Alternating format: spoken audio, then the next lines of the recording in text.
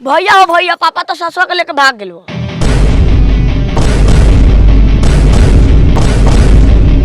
अरे बाप रे बाप। पितृभ्य स्वधायभ्य स्वधानम, पितामहायभ्य स्वधायभ्य स्वधानम, प्रपितामहायभ्य स्वधायभ्य स्वधानम। अरे बाप, अरे मतारी, छोड़ दे रे सर्वस्व।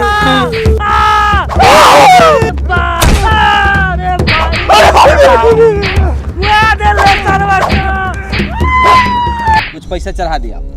जो रे सारावा मेरा भाग गेल, ओकरा चक्कर में माल लगे का जरूरत रहे रे सारावा। दुनिया में माल के कमी रहे, कहीं टाका भिड़ा देती। अरे दादा रे दादा, बचाओ। पितृभ्य स्वधायभ्य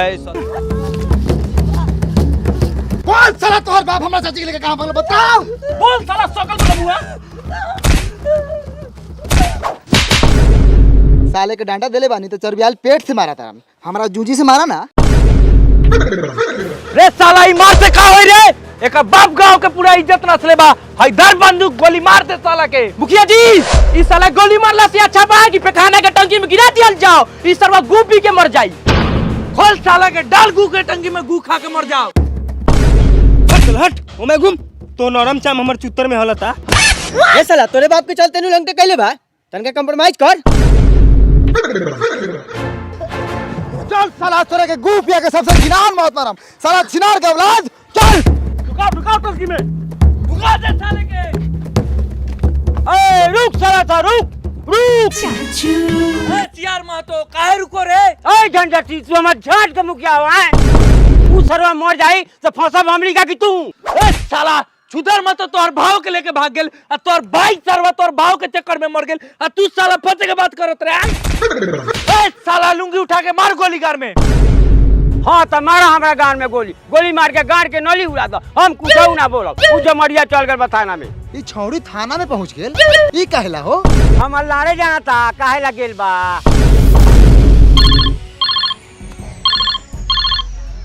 दरोगा शशि यादव। हम दरोगा शशि यादव बोला तानी मुखिया जी। जी दरोगा साहब। उछावड़ा सा के मार देनी की जिंदे बा? ना अभी जिंदा बा। हाँ तो मारे के नहीं खे ना तो मैटर गड़बड़ा जाई। दुल्हन यहाँ पहुंच गेल बा, साथ में छुदरो महतो। उ सरवा सके लेके तहाई। अच्छा सबके लेके आवता नहीं थाना पर। ए चल सब थाना पर। हाँ साला, थाना में पहुंच गया है मेरा जनाना। ये सर्वस्व, हम पैर जमा लाओ, हम लंगटे कैसे जाएं? धर तोड़ी बहन करा पहन के आओ।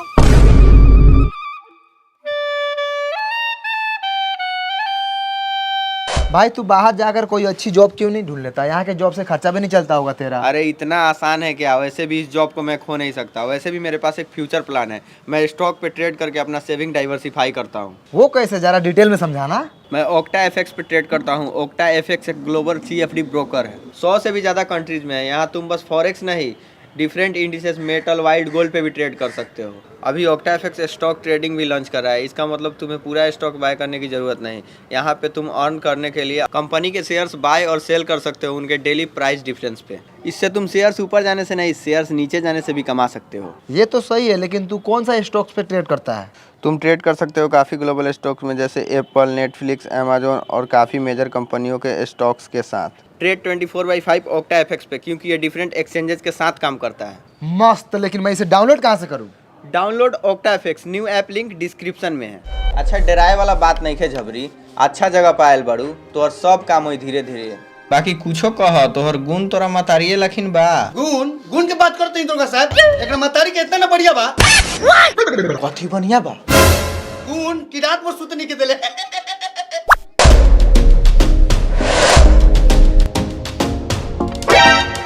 का करी मुखिया जी? चाची तोहरा जे मन करे। बताओ साला हमार चाची कहाँ बा? बोल। ए क्या होश में छुतर महतो के गांव के मुखिया है, यहाँ तोर कोनो रंगदारी ना चली। चली मुखिया, तुम रंगदारी की बात करता है, यहाँ बोली के साथ साथ गोली भी चली। हाँ तो सर्व चलाओ गोली। हमको कोनो मौका मुखिया नहीं की। भालू भगत नाम हमर, भालू भगत। ए भालू भगत उर्फ महाराज मुखिया, अगर तोरा भलुआन के कोनो लेके भागई तब तोरा कैसे लगई? बड़ा बढ़िया लगई अगर हमर भलुआइन जहाँ तहाँ भोग मरे तब नु। हाँ तो एक बार लिया के हमने के सामने खाना करा ना, भोग के साथ साथ रोग धरा दे हम। रे साला हट हट पहले ई साला रोग लगाई भोग लगाई दूगो परिवार में आग लगाई। ये साला के शुरुए से देखा तनी इहे काम बा एकर। ये तो हई सारो कोनो बढ़िया काम कैले बा। बियाह के दिन तोरा रहते हुए हमर चाची के लेके भाग गेल हैं। अब किताब हम आग नहीं लगावत, अब तू कहीं से हमर चाची लिया के दो।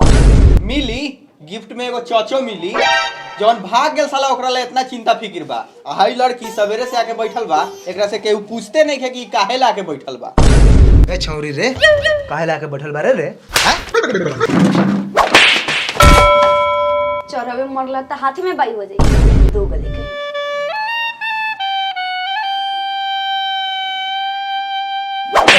हट साला पीछे हट।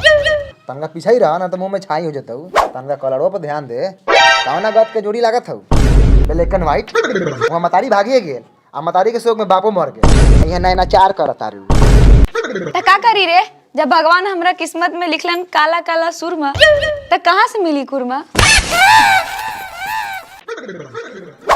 ए हमर रजाऊ, ए हमर करे जाऊ, आज से तूहे हमर जान हव, तूहे हमर प्राण हव, तू हमर बच्चा हुआ बच्चा।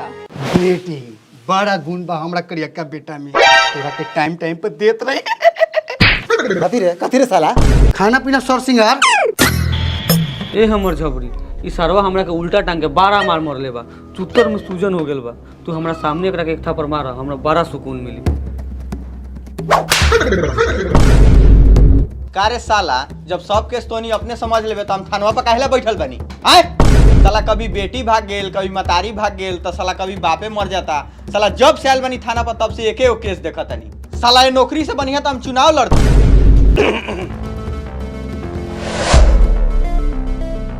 का तिवारी जी बड़ा पतला पतला पेट खराब बा का? आगे वाला छोड़ के नीचे ही ध्यान देता ताकि आगे वाला देख लू।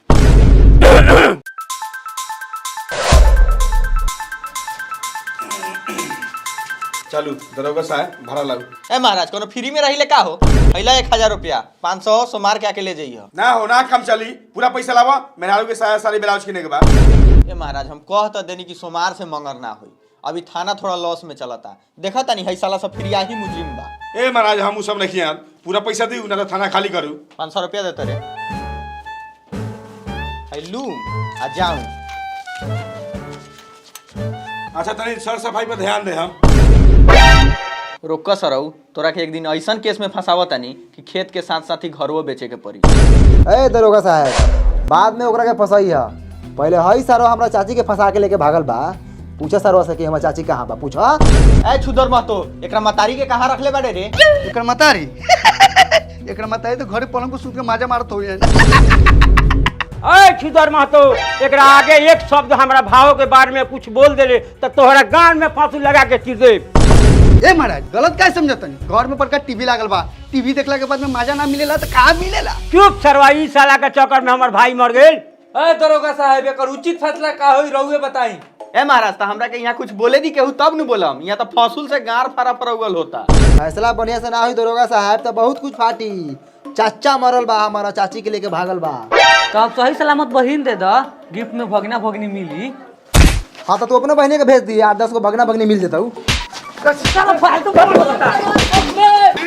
ले साला छुदर महतो लइकावा सके पूरा संकल चला दबो। हट हट जल्दी फंसे हट। मुखिया जी कहो ना तो सबके एक बार में खत्म कर दी, साले के बाजारे साफ हो जाओ। देखत नु बानी मुखिया जी ये साला सबके तनको डर लागता कि कहाँ आयल बा। अय झबरिया तू का कहता रे? बताओ तोहर का फैसला बा? चाचा जी बोले कुछ हो जाए, हम एकरा लड़का के मतारी बनम। रे छावारी एकर लइका कोनो गत के ना हो तो बर्बाद हो जाइबे। चुप करिया। रे साला तो ओकर लइका होता ही गोर चाहे करिया उसे तोरा का करे के हऊ? मुखिया जी लड़की राजी बा, शादी तो अब वही लइका से होई। देखा तानी बीच में कौन आवता, अब हमू देखावा तानी अपन दरोगा के पावर। रउगा लोगन जाई, अब हमू जातानी साज बारे। जाई रहुए जाई साजबारी। ए चल साला सा पंडित जी बोलावत तनी हमरे दुआर पर बियाह होई। देखा तनी बीच में कौन भोसरी वाला बोस मारावता। ए चल सब चल ना त हाथ त लुसफुसाते बा, घोरवा दबा दे, लाट पते दांत चियार देबा सब। चलो सब चलो, खाली करो चलो। साला मौगी के लगा फंसा।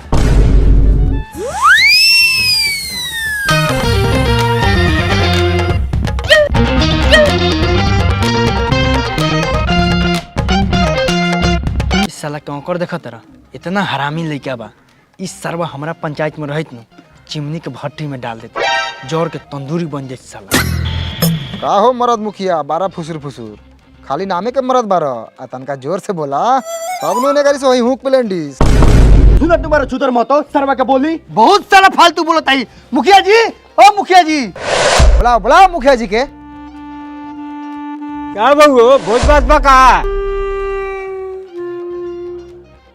हाँ काका भोज भात बा तू अपना घरे खइया ना हमरा लगे अइहा ना।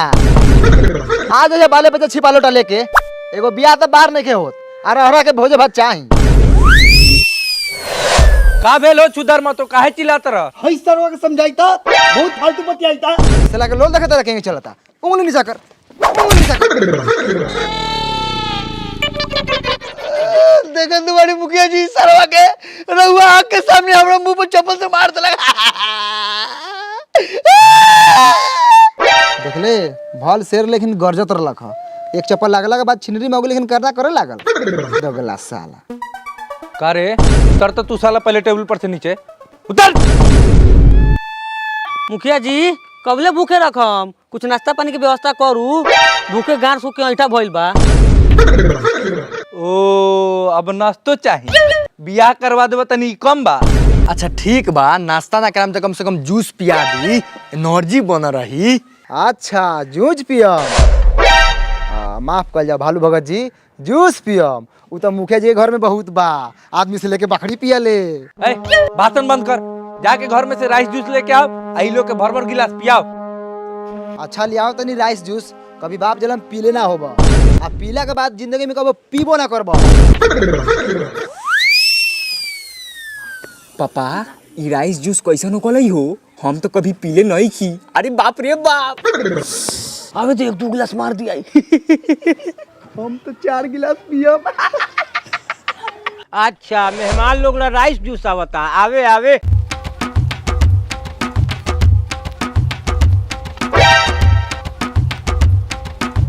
ए उठाओ यार लार कुदा लेंगे जिम निकल रहा उठाओ। रहुआ उठाई भालू भगत उर्फ मरद मुखिया। है छुदर मत ज्यादा छुदर ही ना एक उठावा बाकी लोग हमारे जूझी पी। इधर उठाओ राइस जूस इधर। तनका बचाइए कि मेहमान लोग मुंह जरी।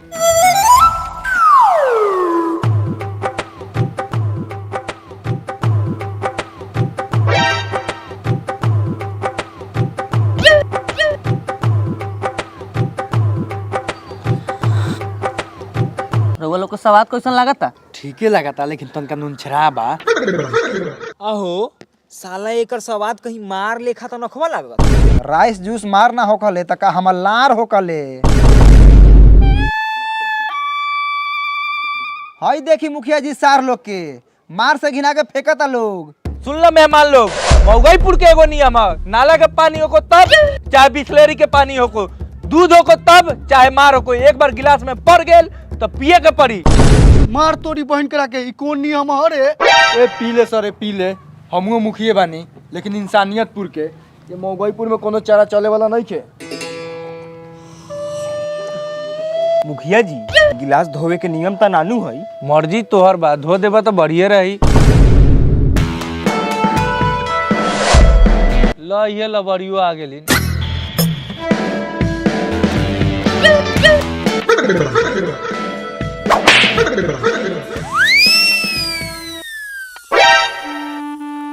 प्रणाम मुखिया जी। खुश रह कोनो बढ़िया काम करके नहीं खुआल भतार के खाची बा के आल बारू। जा घर में बेटी के तैयार कर। ओई माँ चलो चलो होते बानी 2 दिन से मन खड़ियाले बा।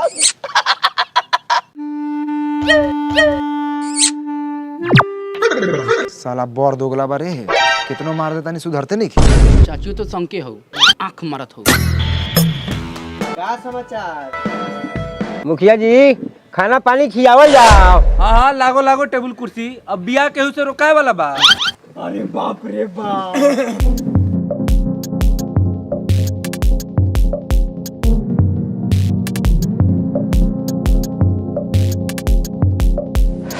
उड़ी हाँ ओ आओ रखो ना। ए बूढ़ी खाई भर नु खेबे कि पाकिट में कस के घरे ले जेबे खो खत्म कर त फिर दे बहू अरे मेहमान के सब जूझी दे मेहमान सब्जी खत्म हो गेल बा ए बउआ संधी साहब के दुगो चुत्तर फल दो। लियाओ तनी चुत्तर फल हई तोले पूरी खो ओ ई साला चुत्तर फल कैसन हो कलई हो पहली बार नाम सुनो तनी। हई रहल चुत्तर फल समझू का दूगो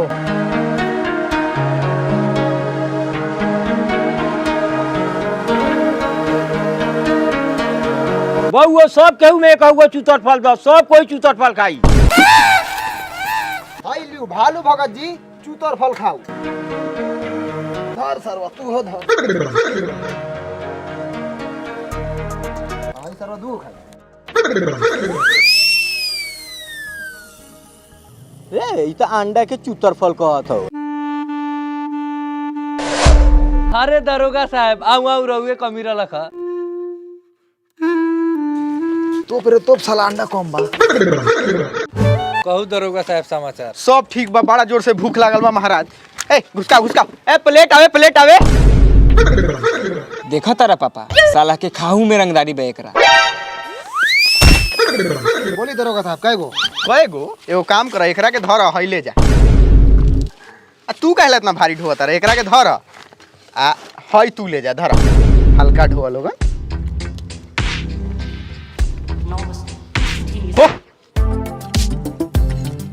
ए बउआ दरोगा साहब के दुगो चुत्तर फल दे। रे साला गलीज साला ई कहां से नाम ले आवता रे ऐसा साला कभी लेग पीस त कौन पीस आ साला ई चुतर फल का बारे हई खाऊ दरोगा साहब चुत्तर फल ई तू खा आ ई हमरा के द देखा तारा यहाँ के लोग सके साला सा अंडा के चुतर फल कहता राइस जूस बाकी है बा रे साला भाग यहाँ से।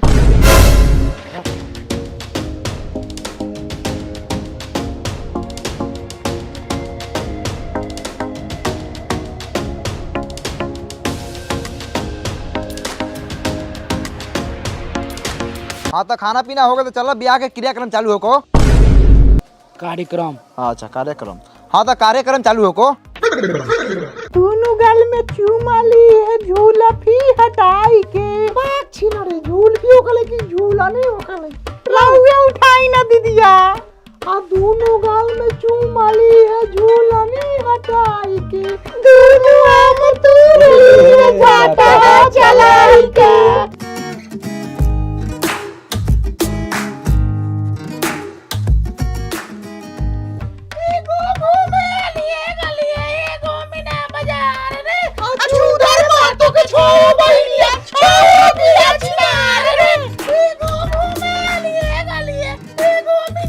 का पंडित जी तरे गन गिना तानी ए महाराज आगे के रसम भसम हो को रसम होखेला भसम ना ए मुखिया जी सरवा कामना के लइका ह घोरपरास महतो के बड़ा बढ़िया लइका बा सरवा रहुआ अपन रसम पर ध्यान दी न त ई राउर आखिरी रसम ना होके। हाँ तो कन्या निरीक्षण तो होइए गेल और छावड़ा के भेजी भावड़ा घुमावेला। ए भावना लौड़ा के बारे में का सोचले पड़े घुमा 5-7 फेरा।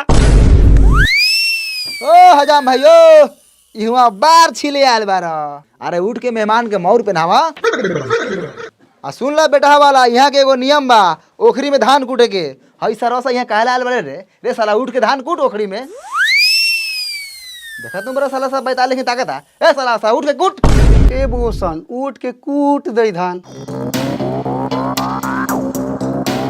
धान कूटा हो दूल्हा धान कूटा हो किसी दूल्हा कितना करिया है जा दिया हो करिया हो के जा कोइला हमनी के दवा थोड़ी बा हमनी अपन दवा सुंदर खुल जाई धान कूटा हो दूल्हा धान कूटा हो अपना बहिनी के ओखरी में हटा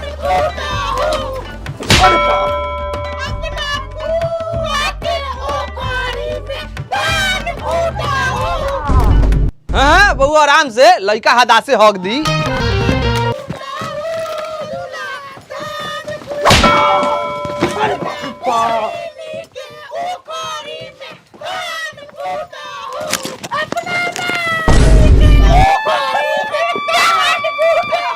कूट कुटैतानी हो धान कुटैतानी हो अपना साली के ओखर। ए साले एकरा के कहला त गार में मुसर घुसा के टांग दे। बस बस कुटा गेल, अब ओखरिए फाड़ देब का। बैठू मेहमान पलथी मार के चूतर के भरे उतर में है।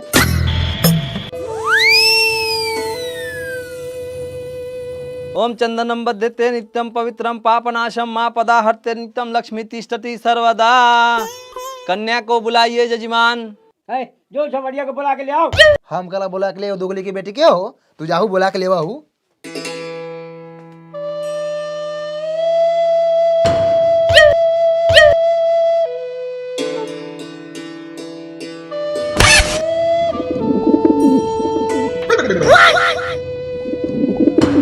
अरे बाप रे बाप, ये कबूतरी कौन बारे? चूतर महतो के बेटी आई। अरे बाप रे बाप, ताकत। अरे ओम गंगे गंगे जमुने जमुने च गोदावरी सिंधु कावेरी जलम समर्प्यामी। चढ़ा दिया। तोहरे धन बा, मंत्र पर ध्यान दो।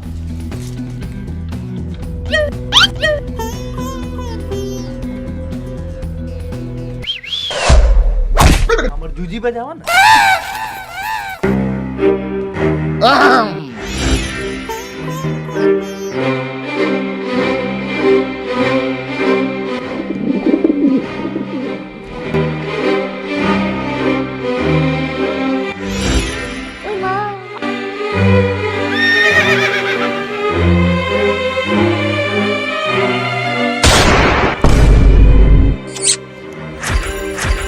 सरबा कहाँ तक तारे रे?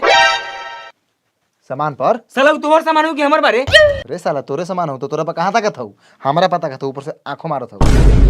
साले साफ जब्बे कर दे, बहिन बा हमर। ए साला पिछाड़ साला पटावे दे पहले। पटवाई सरऊ तोरा के पटवा दी। अकेले का भी बानी, प्यार होता प्यार। ई साला खाली साला हट मारा तो मुखिया जी गर्दा उड़ा साला के। साले लवंडा बाजी करी है।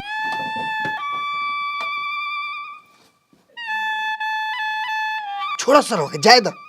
ए हमर करेजा, ए हमर जान, ए हमर लड्डू।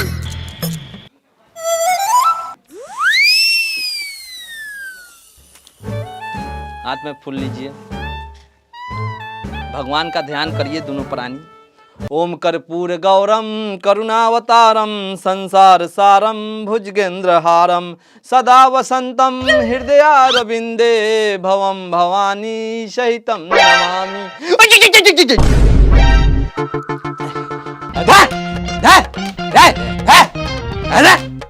उतार कान्हा पर से, बान्हा पर मिलिए। आ गेल। कथी जे कले बार मिर्गी उखरा लवा का? ए महाराज, कान्हवा पर दुगो जनानी नु रहेला, तेरा फेरी चढ़त रहलन स। हाँ, ओम गंगे च जमुने च गोदावरी सरस्वती सिंधु कावेरी जलम समर्प्यामि। ओम गणानन्त्वा गणपति गुं हवा महे निधिनन्त्वा निधिपति गुं हवा महे प्रियनन्त्वा प्रियपति गुं हवा महे। ओम कर्पूर गौरम करुणावतारम संसार सारम भुजगेंद्रहारम सदा वसंतम हृदयारविंदे भवम भवानी सहितम नमामि।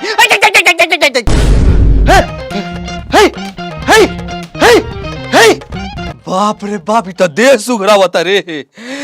रोको भोसरो तोहर उपाय कोला तनी। बाप रे, हमर झाट जे कहले बानी धोतिया में हक देनी का। जल्दी मंत्र पढ़ के मांग में से निकल भाई। ओम मंगलम भगवान विष्णु मंगलम गरुड़ध्वजा मंगलम पूर्णिकाक्षाय मंगलाय तनोहरि। है कबूतरी रे, का रे? हम तोरा पसंद बनियो कि ना रे? तू तो हमरा इतना पसंद बारे, मन करता 10 तल्ला पर से कूद के जान दे दी। साचो? मुँह चो। अरे बाप रे बाप, मन तो कचकच आ गया। मंगलम भगवान विष्णु मंगलम गरुड़ध्वजा मंगलम पूर्णिकाक्षाय मंगलाय तनोहरि। बबुआ, सिंदूर लेके लड़की के मांग सजा दो।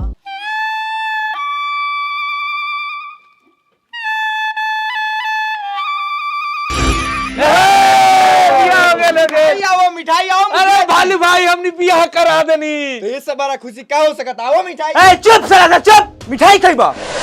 पापा ऊ सरवा मनिया बबी दी के लेके भाग गेल।